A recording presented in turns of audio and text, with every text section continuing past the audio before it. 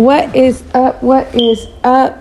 Your girl is back with another podcast where the Holy Spirit says, mention me, bring me, mention me, bring me.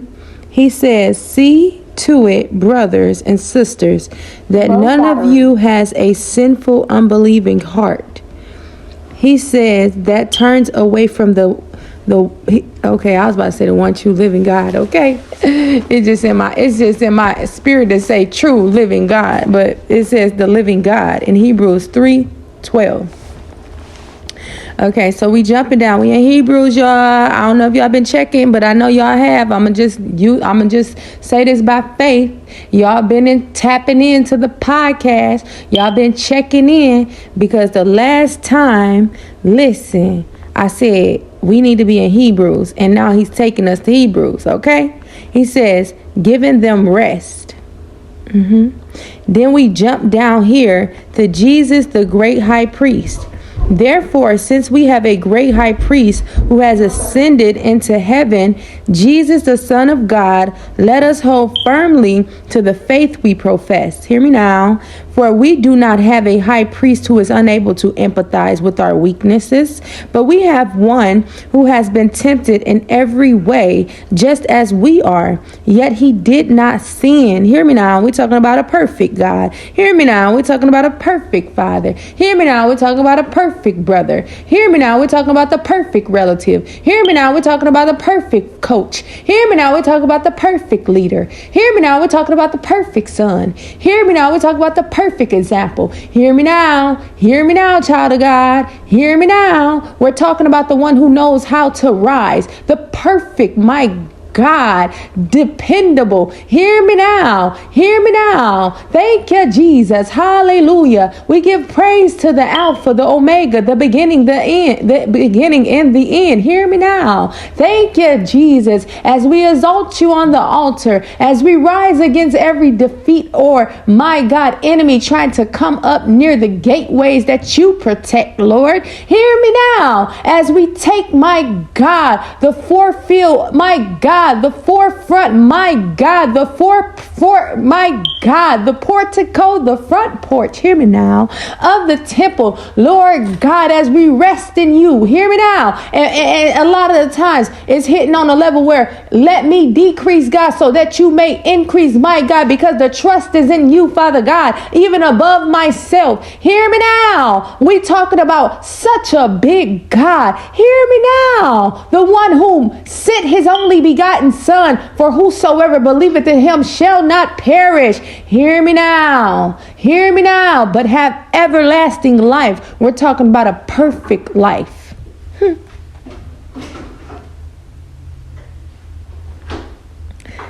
Though we sin, though we have fallen short of the glory of God, though we repent daily, though we come to God humbly in honor of him as our King, instead of him doing what the world has done to us.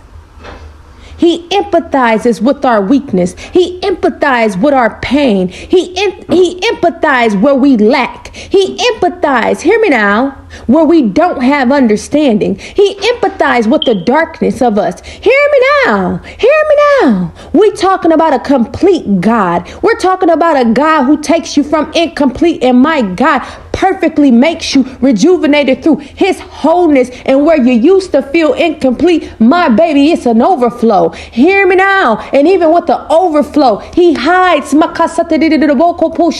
every, my God, sin that you have committed. Hear me now, through his forgiveness. Hear me now. And so, my God, we don't even focus on the enemy. Hear me now. We focus on the champion. Hear me now. And as we focus on the champion, hear me now, we become the winner. Hear me now. By default, hear me now, on the outside looking in, hear me now. But my God says, I'm a God, hear me now, that rose again. Hear me now. And so when the enemy starts looking from the outside of a circumstance, hear me now.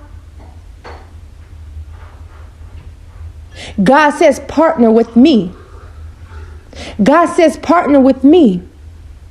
God says partner with me because you can never fail. God says partner with me because I'm the God, hear me now, who knows the end result of your beginning. Hear me now. As Jesus was already predestined in the beginning in Genesis, hear me now, set apart and chosen for the sin of us in Revelations. We're talking about, hear me now, perfection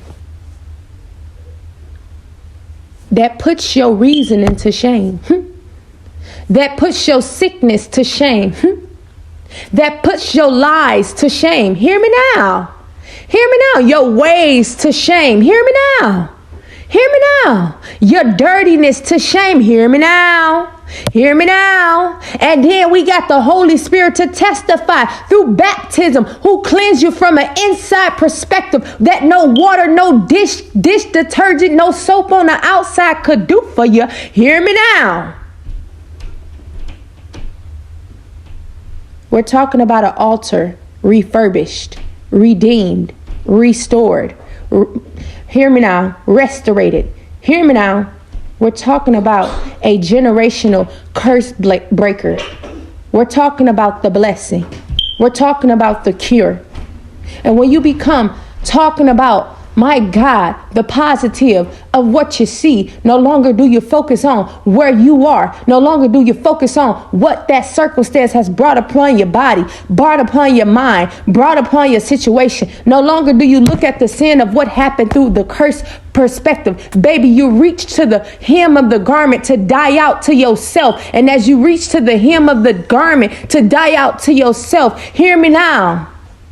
Automatically new life is being shifted inside of you, and as it's being shifted inside of you, the old has been released upon the past, and it immediately become left behind.